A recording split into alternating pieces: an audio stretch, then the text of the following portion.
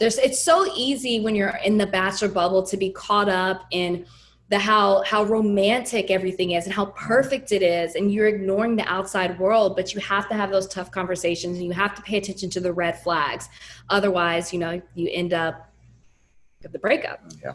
I mean, well, we see Bachelorettes tend to have some more success other than Bachelors, which I'm also fascinated with too. And you're another example of that with the first impression rose success. So, I mean, obviously, one, why do you think that is? And two, you're very close with Becca. And I was just wondering if you were helping her through this breakup right now.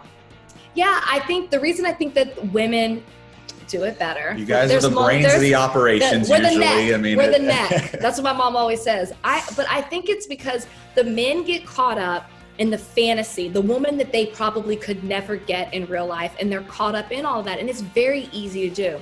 Women, I feel like we pull our heads out of the cloud a bit and we say, who can make sense in real life? And I think that's why you've seen more success with the women, because we take that into consideration.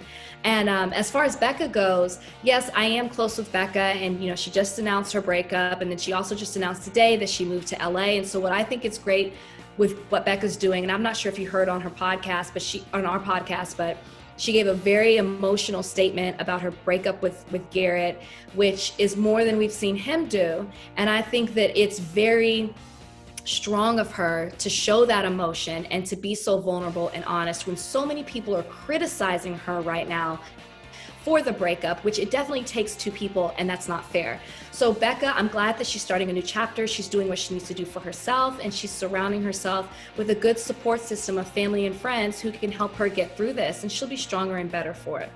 I mean, Bachelor Nation is so passionate, good or bad, and I think you see that all the time. The two of you are both so vulnerable on that podcast all the time.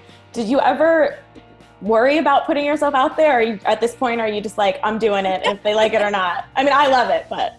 I think that reality TV does it for you. Like, I'll say to Brian sometimes, I'm like, I don't care how I look in this picture. I don't care this, because I'm like, you've seen me at my worst. I feel like just raw and vulnerable on reality TV, crying in ways that I never thought that I would, making the ugly faces, like getting, it's just, you see all sides of you, and it's real. It's not dramatized. I mean, it's dramatized because it's TV, but the actions is real. Like what the emotions are real.